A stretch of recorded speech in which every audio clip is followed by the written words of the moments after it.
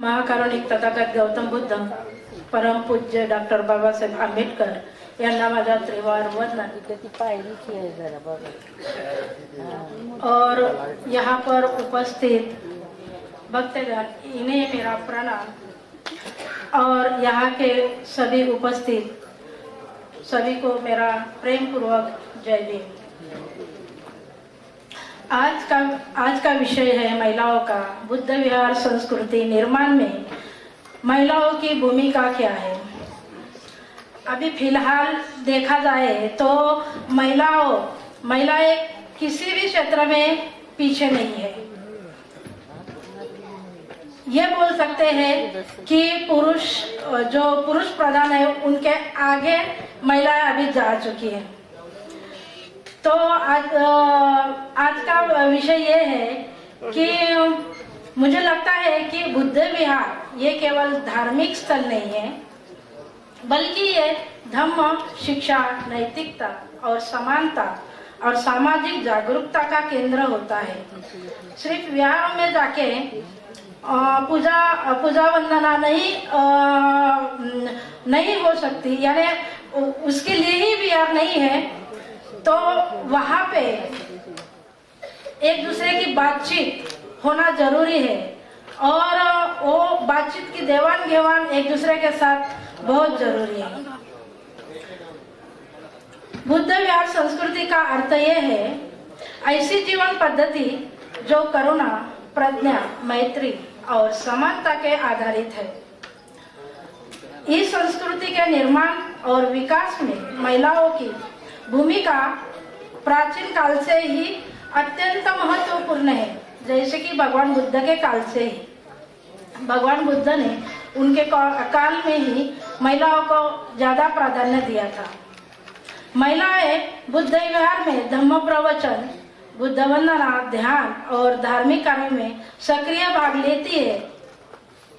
वो बच्चों और युवाओं को बौद्ध संस्कार, करुणा, मैत्री और अहिंसा के मूल्य सिखाकर संस्कृति को आगे बढ़ाती है। आज के समय में महिलाएं बुद्ध विहार के माध्यम से शिक्षा, सामाजिक समानता और नैतिक जीवन के संदेश को समाज तक पहुंचा रही है। धम्म वर्ग, बाल संस्कार शिविर, धम्म ज्ञान परीक्षा, ये सभी का आयोजन बुद्ध विहारों में किया जाता है और महिलाएं संचालन करती है। समाज में सकारात्मक परिवर्तन ला रही है। महिलाएं बुद्ध विहारों में स्वास्थ्य शिविर, गरीबों की सहायता, सामाजिक कार्यक्रम और सामाजिक अभियानों का आयोजन करती है। महिलाएं परिवार और समाज दोनों स्तरों में बच्चों में धम्म, अनुशासन और सामाजिक जिम्मेदारियों की भावना विकसित करती है, जिससे बुद्ध विहार संस्कृति मजबूत होती है। जैसे भगवान बुद्ध महिलाओं को भी संघ में स्थान देकर समानता का संदेश दिया था। उस टाइम भगवान बुद्ध ने महिलाओं को संघ में स्थान देकर समानता का संदेश दिया था। जैसे कि महाप्रजापति गौतमी को भिक्खुनी संघ की स्थापना का श्रेय दिया जाता है, जो आज महिलाओं के सशक्तिकरण की प्रेरणा है। अभी महिलाएं बुद्ध विहारों के प्रबंध, निर्णय और नेतृत्व में सभी महत्वपूर्ण भूमिका निभा रही है। सोशल मीडिया और डिजिटल माध्यमों के जरिए भी ये धम्म और समानता के संदेश को समाज तक पहुंचा जा रही है। आज भी महिलाओं केवल धार्मिक कार्यों तक सीमित नहीं है, बल्कि सामाजिक परिवर्तन की वाहक भी है। वो अंधश्रद्धा, भेदभाव और लैंगिक असमानता के विरुद्ध आवाज उठाती है। बौद्ध विहारों में मैं खुद धम्म ज्ञान परीक्षा, पाली भाषा परीक्षा, छोटे छोटे बच्चों का ज्ञान शिविर अरेंज करती हूँ। मैं रामाई महिला संघ की अध्यक्ष हूँ। मैं पुणे से हूँ, वल्लेकरवाड़ी से। और विहारों में यही काम करना चाहिए, जो बच्चों से बच्चों तक पहुँचे, पुरुषों से पुरुषों तक पहुँचे और महिला से महिला तक पहुँचे। तो बुद्ध विहार इसके लिए ही होते हैं। आज भी बुद्ध संस्कृति के निर्माण, संरक्षण और विकास में महिलाओं की भूमिका अत्यंत महत्वपूर्ण है। वो केवल सहभागी नहीं बल्कि संस्कृति की वाहक, समाज की परिवर्तक और प्रेरक शक्ति है। नमो बुद्धाय, जय देव। महिलाओं के उत्थान के लिए और समाज के उत्थान के लिए जिन जिन महामानवों ने, महानायकों ने त्यागार्पण किया है और हमें आज जहाँ खड़ा किया है, उन सभी मानवों को मैं त्रिवार वंदन करती हूँ। और हमारे सामने उपस्थित हुए हैं जो भिक्षुगण है, उनको भी मैं प्रणाम करती हूँ, वंदामी भंती जी। और आज के इस कार्यक्रम में, यानी इस अधिवेशन में आप सभी जो पधारे हुए हैं, आप सभी का मैं तहे दिल से स्वागत करती हूँ। और सबसे पहले मैं आप सभी को हमारे नागपुर की आन बान शान जो है, जो हमारे अशोक सरस्वती जी, उनके लिए तालियां गूंज जानी चाहिए, क्योंकि आज उन्हीं की वजह से आज का ये चौथा अधिवेशन जो हो रहा है, जो बुद्ध धम्म केवल बिहारों तक नहीं, गांव तक नहीं, शहर तक नहीं, तो पूरे देश भर में फैलाने का काम जो कर रहे हैं, वो हमारे अशोक सरस्वती दादा, उनको मैं तहे दिल से धन्यवाद देती हूँ। और मुझे वक्त पर 5 मिनट बोलने का वक्त दिया है, वो सम्मान दिया है, उसके लिए भी मैं आपकी बहुत शुक्रगुजार हूँ सर। विषय बहुत ही सराहना है, बुद्ध विहार संस्कृति निर्माण में महिलाओं की भूमिका। अंडरलाइन दिस सेंटेंस, महिलाओं की भूमिका। ये बहुत ही इंपॉर्टेंट सेंटेंस है एंड वर्ड्स है ये, क्योंकि नारी की कोई जात नहीं, वो तो संसार का आधार है। नारी की कोई जात नहीं, वो तो संसार का आधार है। बरसों से जो सहने वाली, क्या वो लाचार नारी है? अरे तथागत बुद्ध के विज्ञान निष्ठ तत्वज्ञान को जानो और भारतीय संविधान की गरिमा को पहचानो, तभी तो बौद्ध विहार संस्कृति निर्माण करने हम जाएंगे और कर सकेंगे। इतना ही नहीं तो हमारे डॉक्टर बाबा साहब आम्बेडकर जी विचारों की केवल विचार हमारे बुद्ध विहार तक ही नहीं, तो घर तक, घर घर पहुंचाने का हमारा काम है। इसलिए महिलाओं की बहुत ज्यादा अहमियत है, महिलाओं की बहुत बड़ी भूमिका है।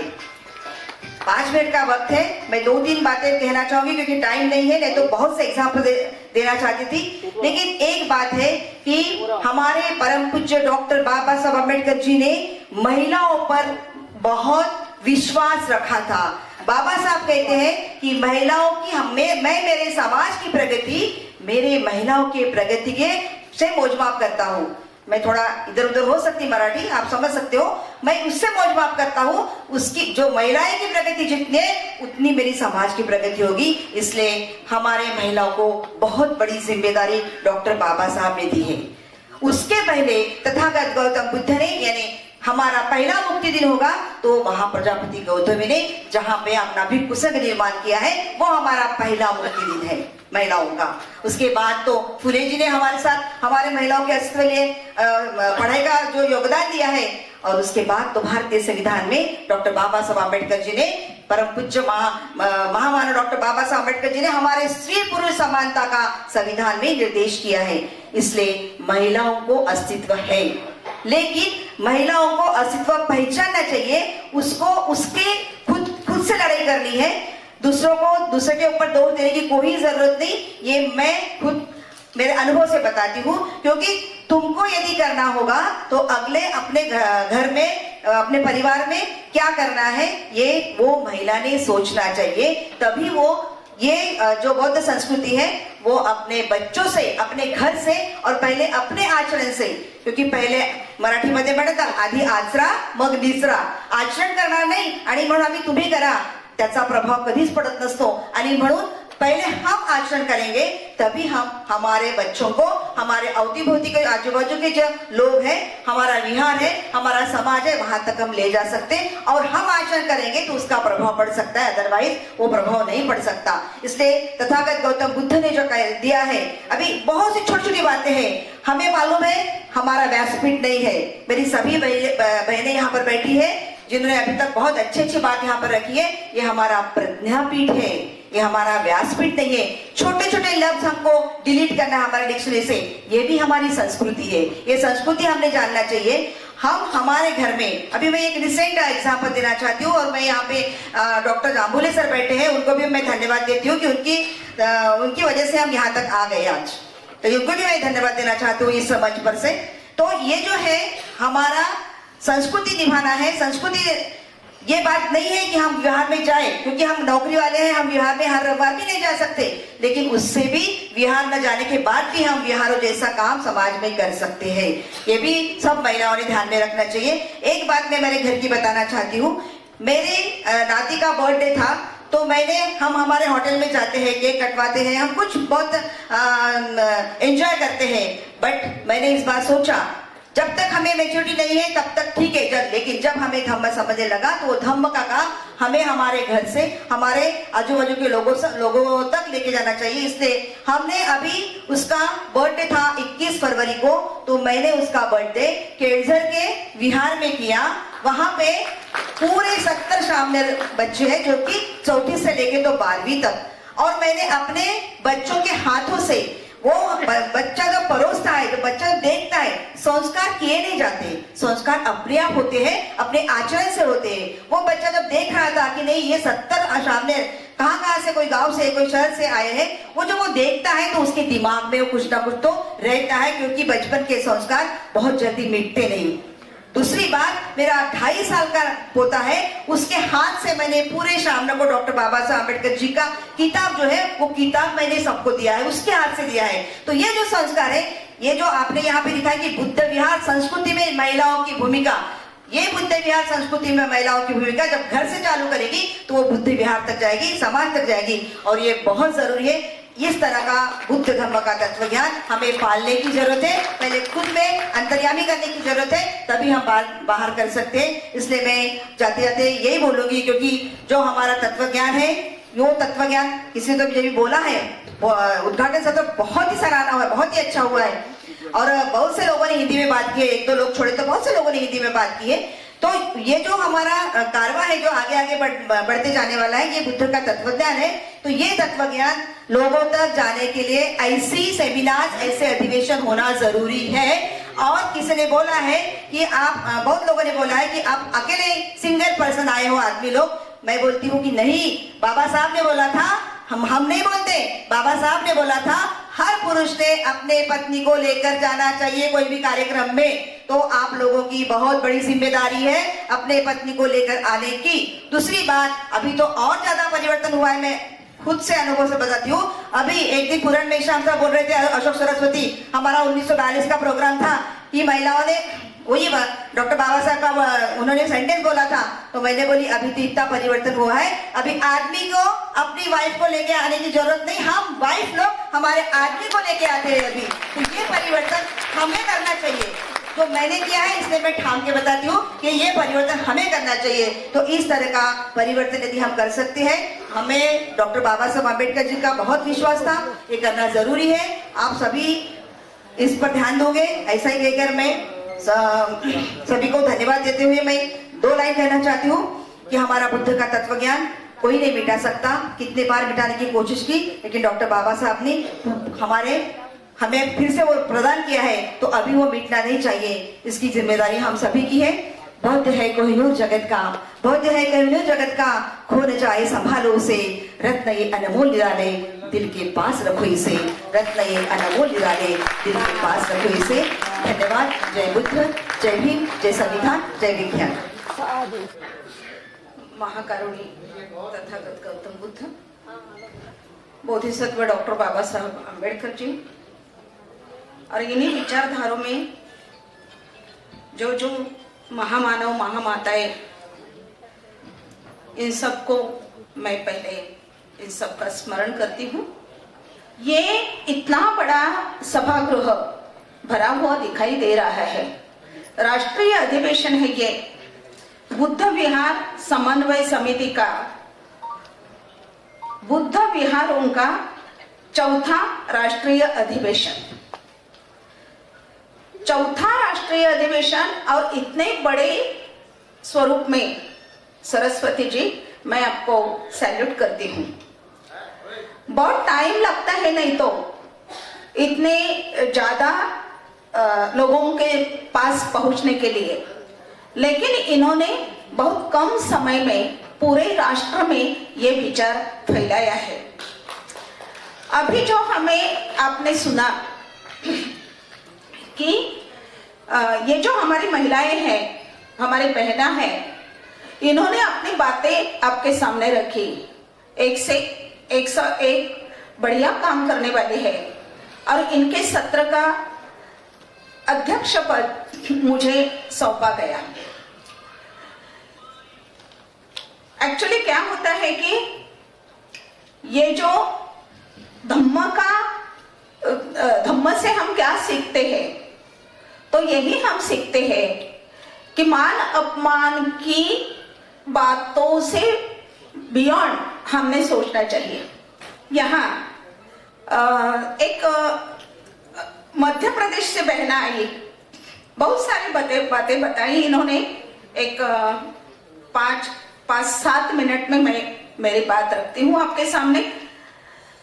लेकिन इन्होंने जो इतनी महत्वपूर्ण बातें बनाई वो मुझे दोहरानी ही चाहिए, और उनका एक सूत्र लेके मैं मेरी बात आगे 5 मिनट में आपके सामने रखूंगी। तो मध्य प्रदेश की हमारी बहना है, उन्होंने हमें बताया कि हमारे स्त्रियों के ऊपर दुहेरी जिम्मेदारी है। बुद्ध धम्म के प्रति लोग आकर्षित होंगे तभी देश की उन्नति होगी या देश को वैभव प्राप्त होगा। बहुत अच्छी तरह से ये मैडम ने अपनी बात बताई। मैं बहुत इम्प्रेस हो गई, उनका जो तरीका भी था भाषण करने का बहुत अच्छा था। देन अनुप्रिया हमारी जो है, ये हमारी लड़की है, मोमेंट की मेरी बेटी है ऐसी मैं मानती हूँ उनको, बहुत क्लेवर है। उन्होंने भी बताया कि स्त्री की ताकत के बारे में उन्होंने बताया, प्राचीन संस्कृति का उदाहरण देके अपनी बात इधर रखी। बौद्ध महिला की अलग पहचान होनी चाहिए, ये बहुत बड़ी महत्वपूर्ण बात उन्होंने बताई। फिर एडवोकेट नीता गंगावणे, उन्होंने एक रियलिटी बताई कि घर के काम खत्म नहीं होते। हमारे यूपी से आई हुई है ये, तो सही बात बताइए। इधर महाराष्ट्र में हमें इतना समझ में नहीं आता, लेकिन यूपी बिहार में स्त्रियों को अभी मनुवादी विचारों से स्त्रियों को ट्रीट किया जाता है। हिंदी बोलते समय बीच में एक वर्ड नहीं याद आते तो बीच में इंग्लिश मराठी में बता दूंगी। तो स्त्रियों को इसी तरह उधर ट्रीट किया जाता है मनुस्मृति के नियमों के अनुसार। महाराष्ट्र में हम इतना नहीं सहते। अभी मैं भी मेरे घर का कामकाज वैसे ही रख के चली आई हूँ। मेरे हस्बैंड ने मुझे चाय का कप दिया हाथ में, तो ये महाराष्ट्र में ये बातें हैं। लेकिन यूपी में वगैरह आश्चर्य लगता होगा आपको, ऐसा किधर नहीं होता। आप बाहर भी आते हैं तो घर का सब कामकाज करो और वैसे ही कुछ भी नहीं खाते हुए चली जाओ।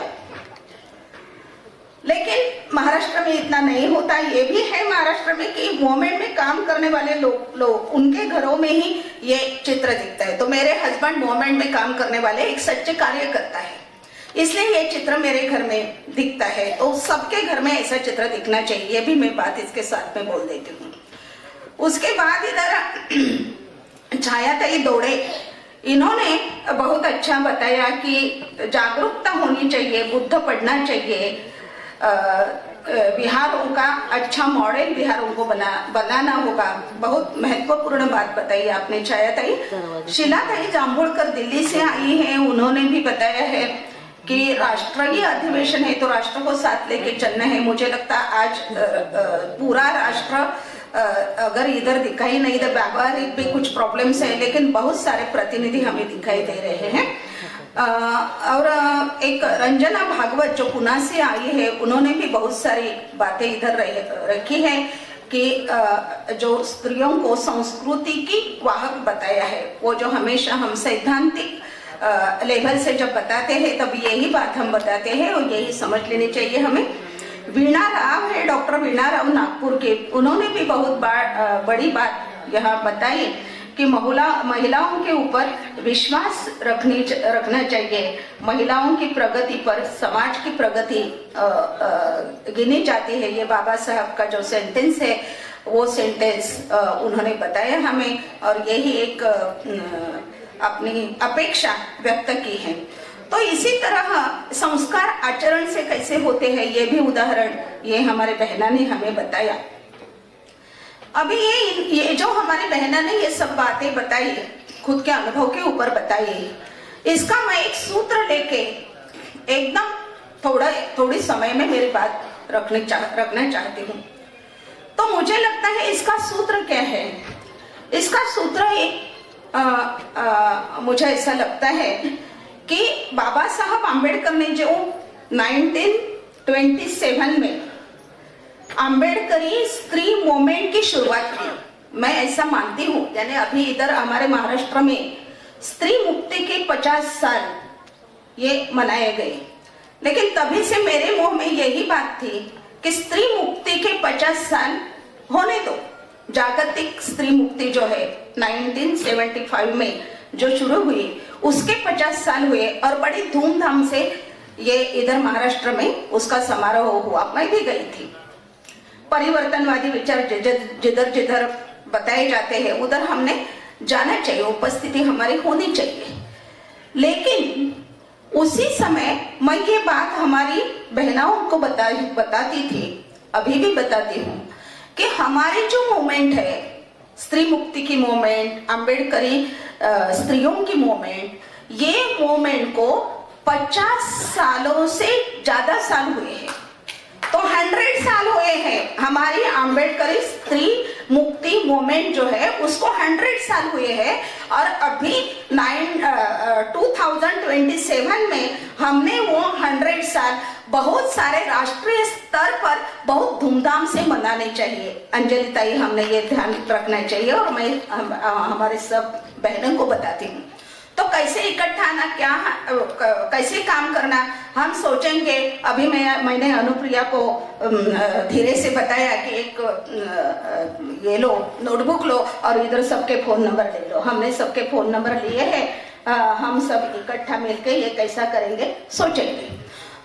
तो ये क्यों लोगों को हमें बताना है, पूरे भारत को हमें बताना है कि भारत की जो स्त्री मुक्ति की मूवमेंट शुरू हुई वो तो बुद्ध से शुरू हुई, महाप्रजापति से शुरू हुई। अभी भी एक में हमारे बहना ने ये बात बताई कि महाप्रजापति ने जब भी बुद्ध के पास जाके, वो एक्चुअली सत्याग्रह था, वो पहला सत्याग्रह पूरे दुनिया में महाप्रजापति ने किया हुआ, कि उन्होंने जो मांग की कि पुरुषों के बराबरी में हमें भी ये हक मिलना चाहिए, भिक्षुणी संघ स्थापन करने का।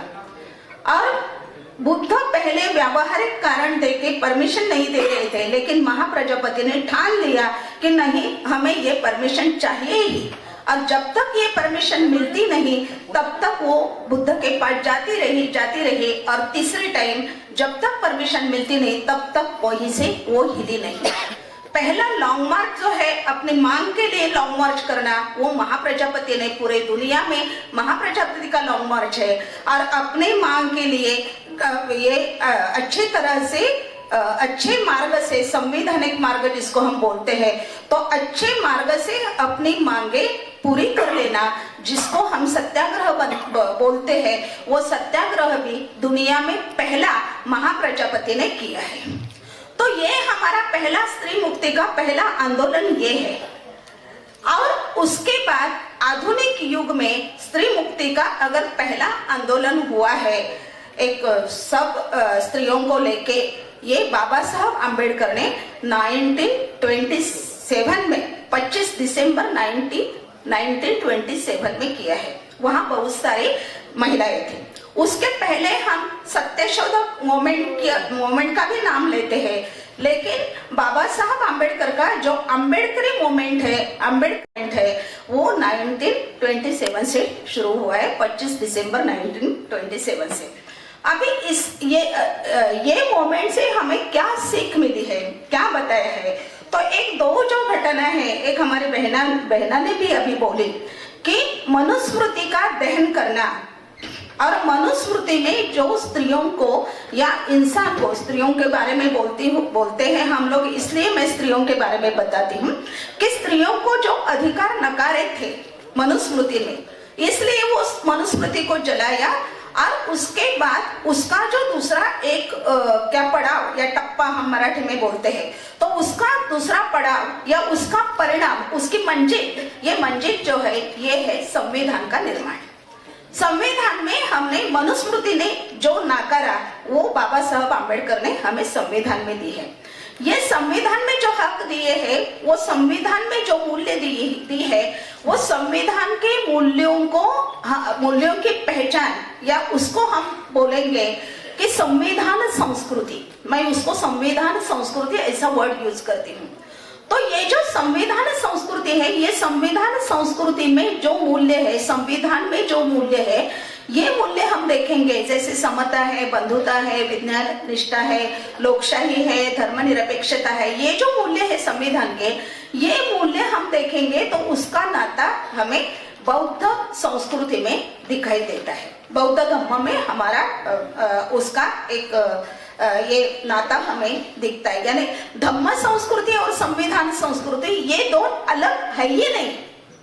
धम्म संस्कृति का प्रतिबिंब संविधान संस्कृति में है, और संविधान संस्कृति यानी दूसरा कुछ भी नहीं है। संविधान संस्कृति का मतलब ही है धम्म संस्कृति।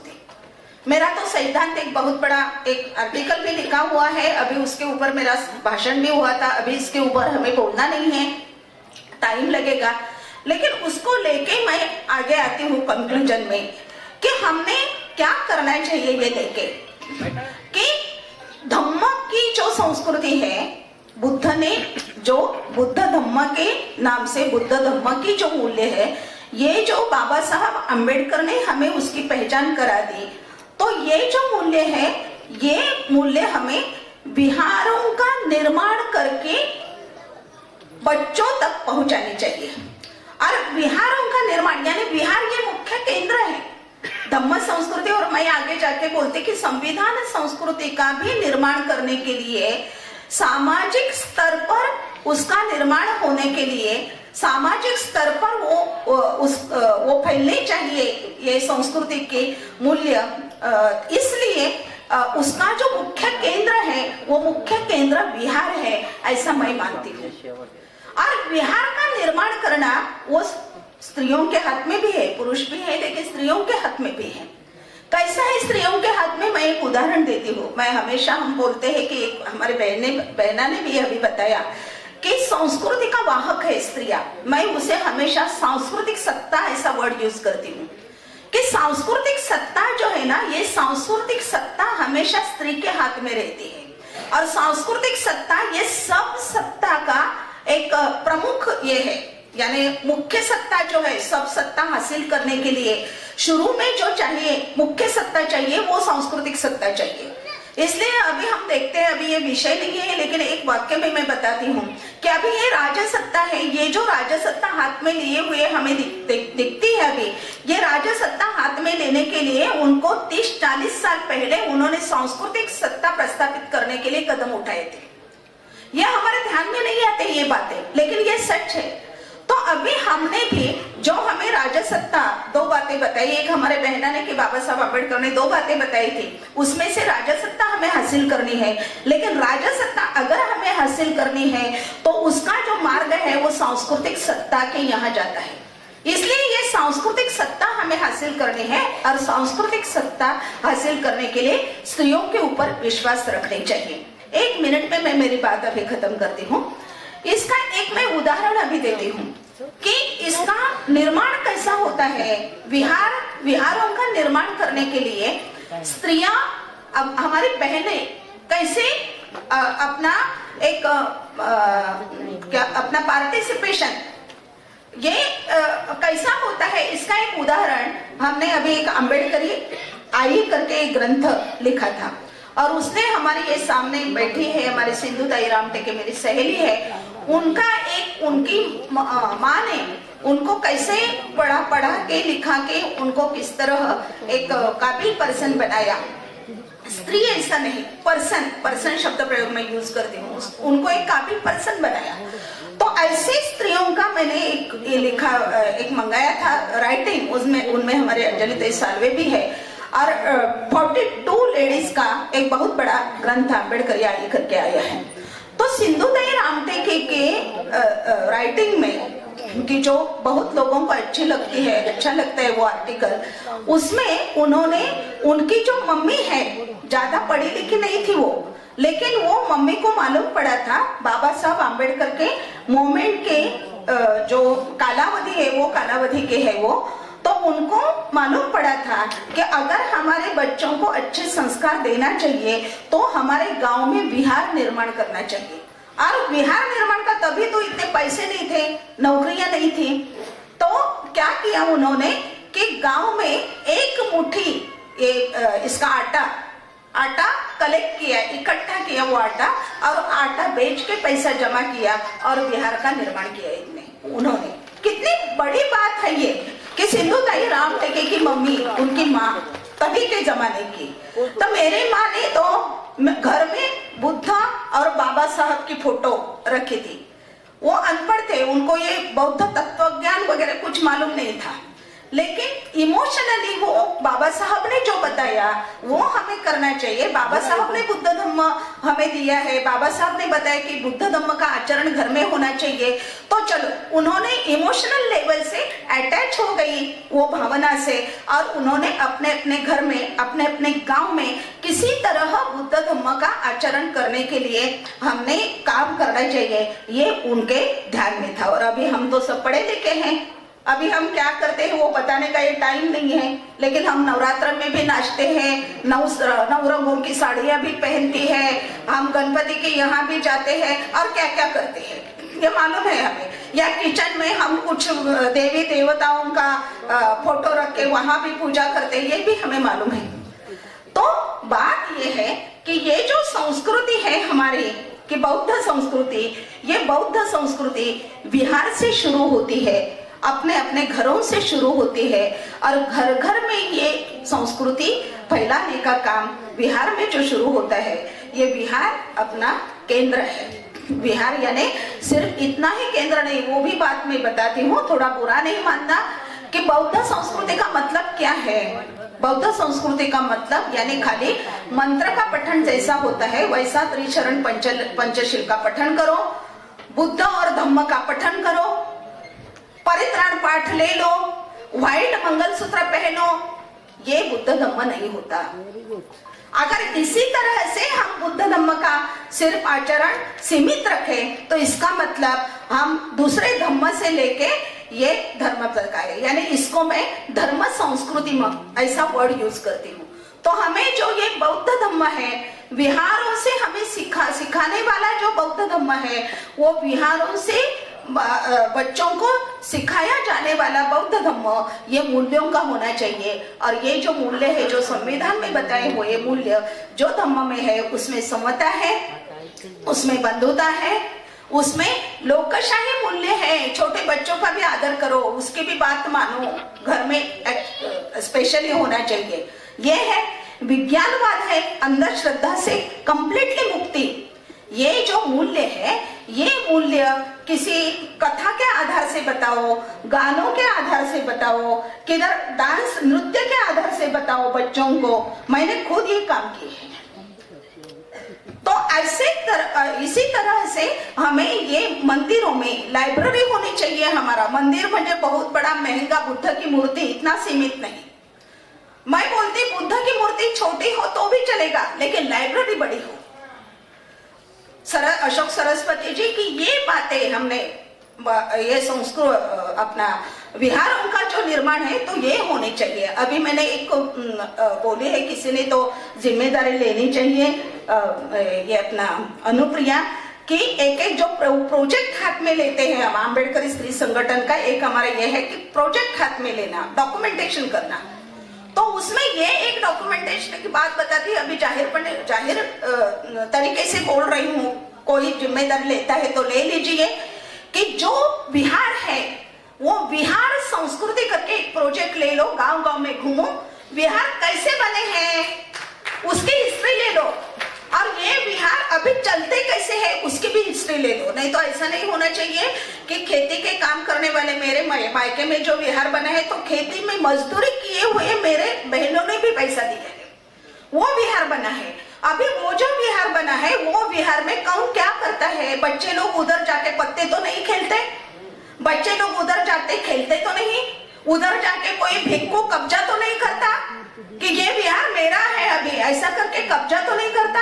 हमने क्या उनके निवास के लिए भिक्खुगढ़ है यहाँ, बुरा मत मानिए, लेकिन मैं अनुभव की बात बोल रही हूँ कई कई विहार निर्माण होते हैं, भिक्खु वहां जाके वहां कब्जा करते हैं और वहां बाकी किसी को एंट्री नहीं मिलती, या भिक्खु जी के मर्जी के अनुसार उधर एंट्री मिलती है। तो ऐसा भी नहीं होना चाहिए। हमारा विहार यानी हमारा क्या पुरोहित के हाथ में दिया हुआ मंदिर नहीं है, ये हमारा विहार है। ये विहार सबके लिए खुला होना चाहिए, बच्चों के लिए स्पेशली, और बच्चों को ये विहार में ये जो मूल्य है, समता, बंधुता, लोकशाही मूल्य है, विज्ञान निष्ठा ये मूल्य है, ये मूल्यों की सीख उन्हें देनी चाहिए। और इसी तरह ये जो बौद्ध संस्कृति का प्रचार प्रसार करना, ये काम हमने करना चाहिए। और एक लास्ट मैं बताती हूँ, जो अभी तक बताया उसका ही सूत्र है कि सांस्कृतिक सत्ता ये मेन है, और सांस्कृतिक सत्ता हमेशा स्त्री के हाथ में है। क्योंकि घर में क्या करना है, बच्चों को संस्कार कौन से करने हैं, पूजा पाठ करने का संस्कार है या धम्म की मूल्य बताने का संस्कार है, ये माँ डिसीजन लेती है। यानी उधर पुरुषों का कुछ नहीं चलता, स्त्रियों का ही चलता है। तो इसलिए सांस्कृतिक सत्ता की प्रमुख, ये पूरे दुनिया में देखे तो सांस्कृतिक सत्ता की प्रमुख ये स्त्री होती है। इसलिए स्त्रियों ने यानी स्त्री मुक्ति वाले हमेशा आर्थिक सत्ता हमारे हाथ में होनी चाहिए ऐसे बोलते हैं। अरे सांस्कृतिक सत्ता आने के बाद सब अपने हाथ अपने आप आएगा, क्योंकि सांस्कृतिक सत्ता ये मेन है। हाँ, तो इसीलिए बाद में जो अपनी ये आर्थिक गुलामी है, सामाजिक गुलामी है, ये अपने आप खत्म हो जाएगी। सिर्फ सांस्कृतिक सत्ता अपने हाथ में ले लो और वो उसका सही तरीके से अपने घर में उसका बीज, क्या बोलते हैं उसे, बीज रो कि उसका बीज डालो। और हमारी जो आगे की पीढ़ी है, वो आगे की पीढ़ी कभी ऐसी नहीं बनेगी कि घर में खाना पकाया क्या, खाना पकाया नहीं तो अभी जाओ नहीं, ऐसी नहीं होगी। इसलिए स्त्रियों के हाथ में जो है ये करना चाहिए।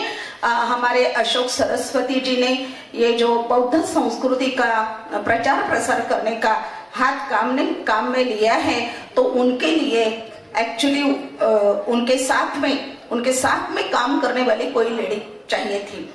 मुझे भी उन्होंने बताया था, मुझे याद है उल्लासनगर में, लेकिन मेरी भी एक मर्यादा है ऐसी कि मैं राइटिंग करती हूँ और प्रबोधन करने के लिए इधर उधर घूमती रहती हूँ। सिंधु ताई रामटेके, अंजलि ताई साळवे को वगैरह मालूम है। तो क्या होता, एक साथ सब काम हाथ में लिए तो एक भी काम ठीक नहीं होता। इसलिए मैंने एक मेरी मर्यादा रखी है कि मैं राइटिंग की कैपेसिटी है मुझ में, तो आगे के पीढ़ी के लिए जितना हो सके वैसा राइटिंग करके मैं रखूं, मैं और कुछ स्त्रियों को इकट्ठा करूं, ऐसा मेरा काम मैंने शुरू किया है। और इनको ये जो बिहार संस्कृति के मूवमेंट के लिए, बिहार निर्माण की संस्कृति के मूवमेंट के लिए स्पेशली उसके लिए मैं कंसंट्रेशन नहीं कर पा रही हूँ, लेकिन कोई तो वो जिम्मेदारी लेनी चाहिए। अशोक भैया के साथ साथ कोई ऐसी भी हमारी महिलाएं होनी चाहिए। अभी तो ये दिखती है, लेकिन वो जिस तरह का काम करते हैं उसी तरीके का काम करने वाली कोई तो उनके साथ में चाहिए। मैं भी देखती हूँ अशोक जी, कोई मिले तो मैं सौंप देती हूँ ये मूवमेंट के लिए। हाँ, धन्यवाद और आपका सबका आभार मानती हूँ। जय संविधान।